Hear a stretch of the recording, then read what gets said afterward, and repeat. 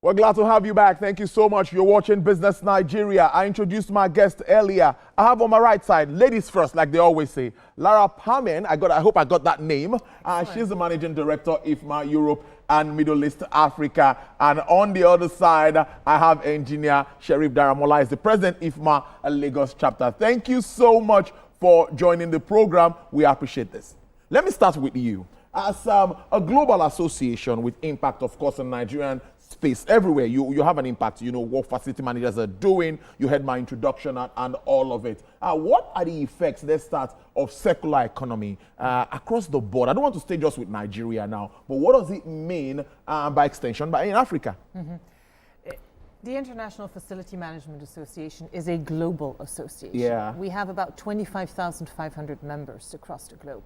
And so circular economy is a global topic. It is a huge topic. What we're trying to do, obviously, is bringing that conversation on circular economy to the region and also on a local level. Circular economy is not just about sustainability. It's much more than that. It's really making the way you think about facilities, the choices that you make when you design a building, when you operate a building, from the start to the end. It's a full circle there. And so we want to really bring that global view into the region and on a national level as well. You want to say something about circular economy, I'm sure. Yeah, thank you very much. The circular economy, it's a product life cycle, and then it's important consideration for sustainable organization. In the linear tradition, the use, make, use, and dispose has been the practice. But in circular economy, it goes beyond that. What are we talking about?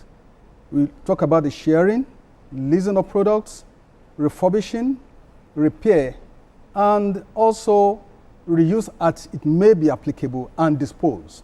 Now, the first traditional method has increased the waste in the landfill, pollution, gas emission. But with circular economy, there's a reduction in gas emitted, there's a reduction in pollution, there's a reduction in the landfill waste. So the circular economy, it's just a sustainability chain, and it's very important.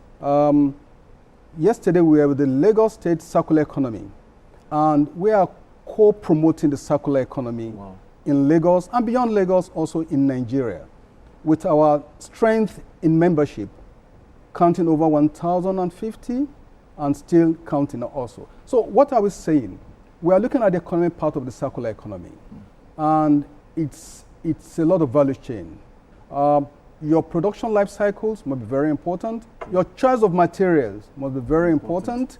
The usability of such material is also very important, and the adaptability of such material very, very important in circular economy.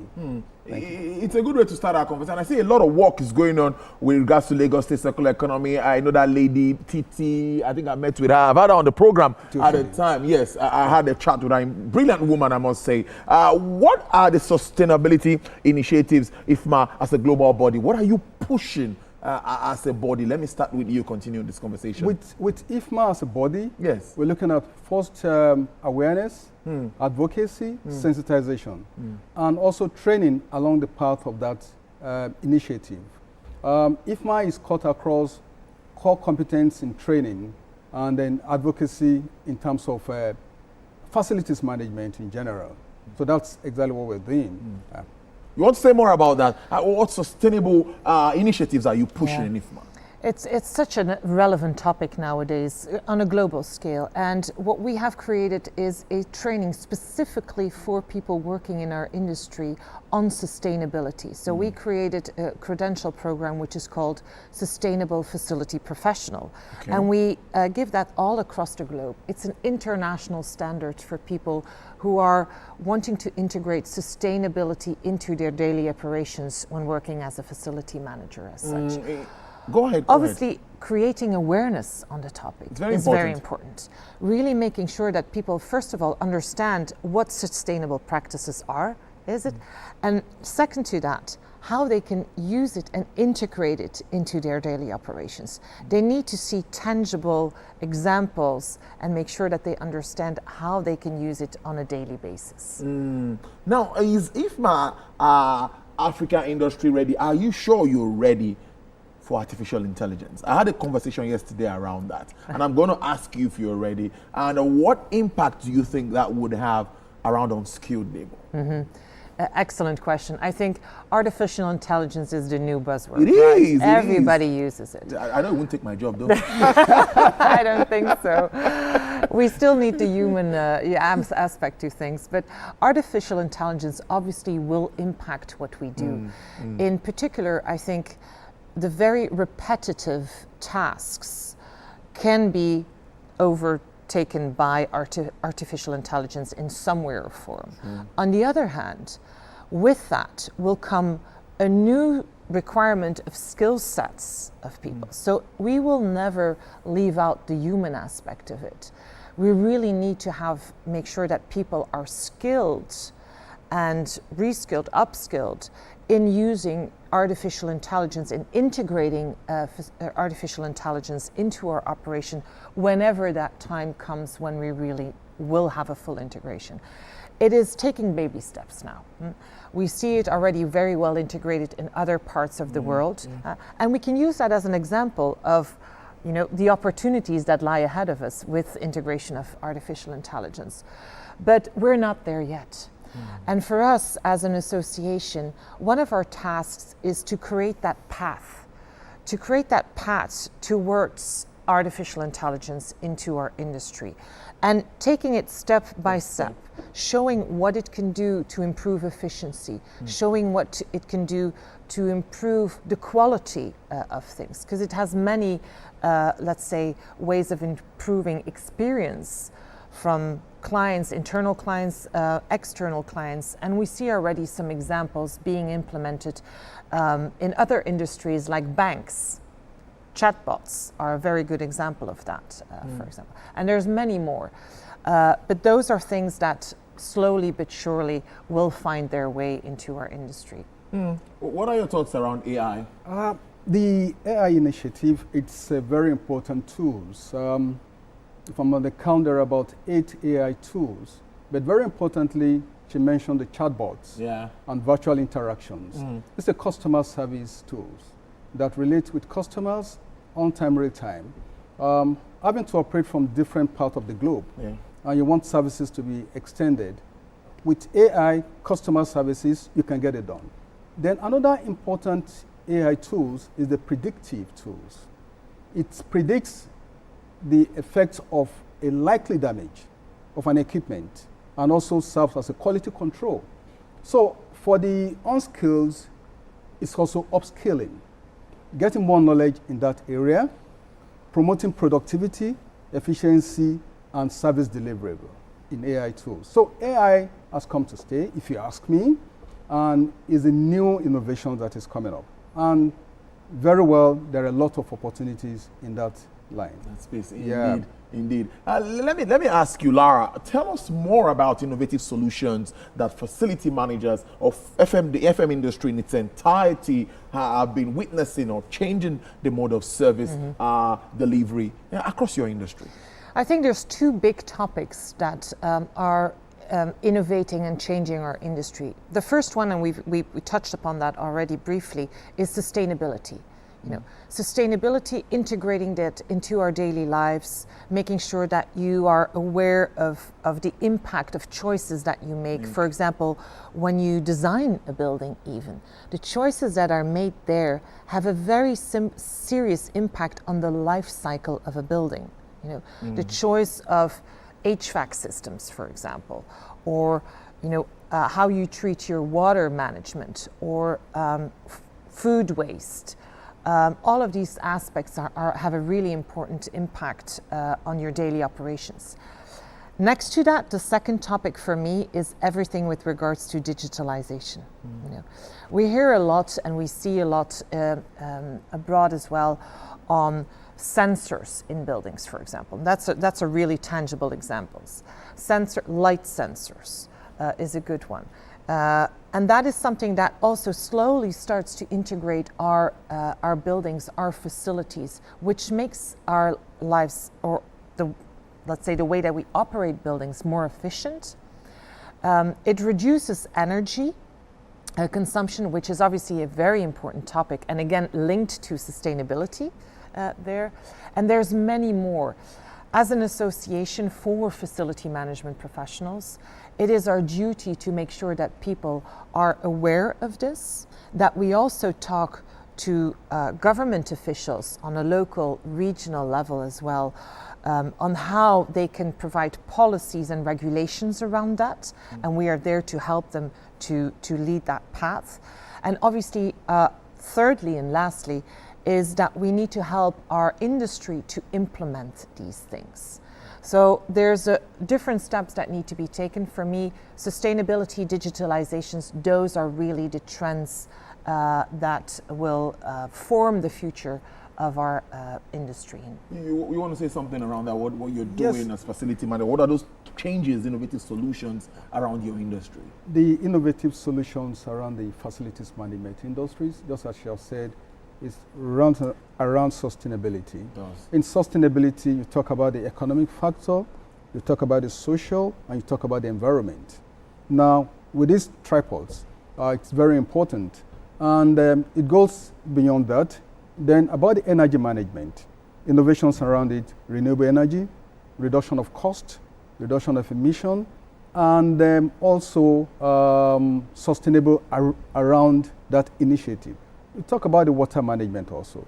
The workplace also is very important, and the material selection when it comes to innovations. We have infrastructures coming up everywhere now. How do we reduce the energy consumptions? How do we reduce the waste being generated? How do we reduce the water usage? And all this has an impact in the environment where we live. So initiative, it's around more energy, water, and looking at the SDGs, which is around 17. So facilities management is working along those paths to ensure that, yes, we have a robust environment. It's about the environment, not for now, but for future. So what you do currently impacts the current situation, but how will it impact the coming generation to come? So that's how we're having these innovative solutions around sustainability, then in facilities management practice. Let me follow up before I go back to Lara. What has IFMA done to ensure sustainable management or sustainable management, let me ask that, of public facility and infrastructure? I want to start with you because we travel out and we see how facilities are being properly managed. We know that we still have a long way to go in our country. Yes, we have to admit to that fact. Where are we? What are you doing as an association? As an association, one of our core deliverables is advocacy, trainings, and continuous training and retraining. And the public infrastructures were able to be part of the contributors to training public institutions, the like of the Lagos State Property Development. They also collaborate with federal government housing to train their staffs. We also collaborated with Ministry of Housing to train.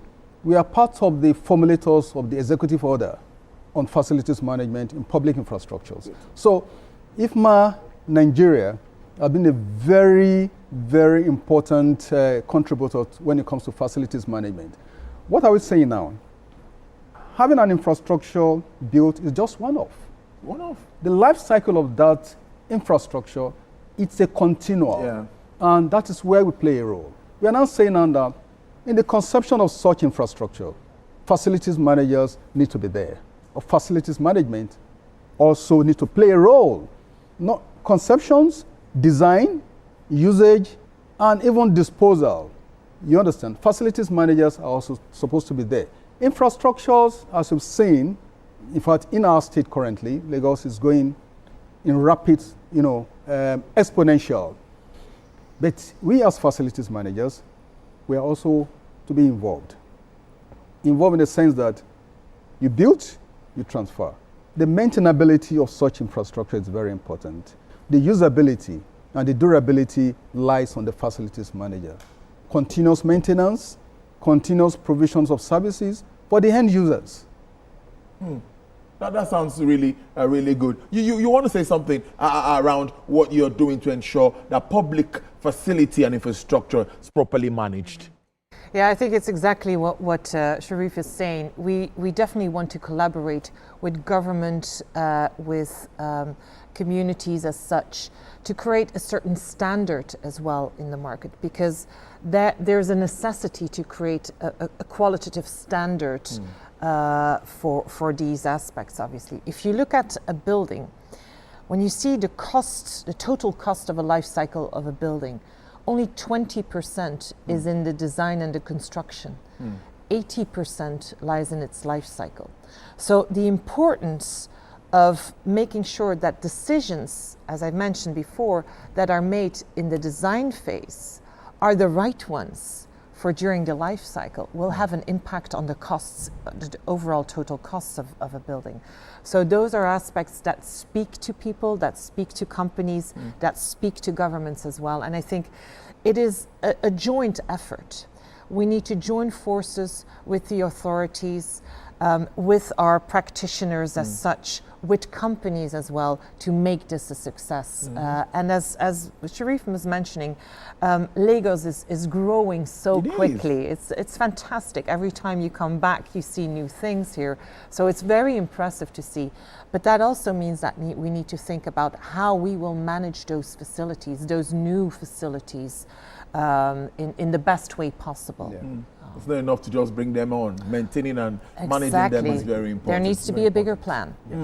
So what should we be expecting from IFMA in the nearest future? You're doing advocacy and all of that. What have you brought up? What's cooking? Tell us. Yes, we have some great news as well to share. In August, we will have the second edition of our IFMA Global Africa Conference. In August? In August. Okay. 19-20 August, we'll be here in Lagos, so perfect location for that, where we want to bring the African facility management community together. So it's not a national conference. It is really a Pan-African conference and even an international conference, where we want to bring experts in the field of facility management, sustainability, circular economy, artificial intelligence, innovative solutions, etc. Bring them together to share experiences during keynotes, panels, workshops, etc., and to give also the opportunity to network with each other. Because I think that's one of the essential aspects in our industry. We need to talk to each other and connect to each other so we can learn and grow and evolve the industry. And that is what we want to offer with the conference as well. It will be 2 days packed with great speakers. I'm very proud of the people that will join us over there. And the topic will be all around sustainability. So this is the top priority, as I said, or one of the top priorities in our industry. So no reason, if you're working in the industry nowadays, not to join that opportunity to exchange. I'm sure Engineer Sharif has something to say, obviously, around that. Great from that. In addition to that, we're going to have, apart from learning, what is Lagos State endowed with and Nigeria. So there's going to be a tour, facility tours. We've identified 3 places to do our tours. In addition to that, it's a conference that's going to bring forth what we've discussed earlier, circular economy, artificial intelligence, public infrastructure management. We need to learn. We need to learn in the global space what is happening, because the conference is not just for Nigerians, it's also a global conference where we have expected people from all the globe coming to reside in Lagos to brainstorm on the next line of action in facilities management. It's a great opportunity for us to have the conference here in Nigeria, the second of its kind, and we're looking forward to having a successful one. The first of its kind. There will be so much happening in Nigeria and also in Lagos. Interesting. Well, let's see how it plays out. I will say I would walk around that too and be there and see, look at all those discussions and, you know, get a good report from that. We'll be looking forward I must thank you so much, Engineer Sharif Daramola. Thank you so much. He is the president, IFMA Lagos Nigeria chapter. Thank you for coming on the program. We appreciate Thank this. You so much. It's really good to have you in so our much. studio here live in the Atlantic. And Lara Pamen, I think I got that name. Excellent. Managing Director, IFMA Europe, Middle East and Africa. Can I get a handshake? Of course. Thank you so much for coming in. It's good to see you and hope to see you. Enjoy Lagos, please. Lagos is a beautiful place as always. Thank you so much and enjoy the rest of your weekend.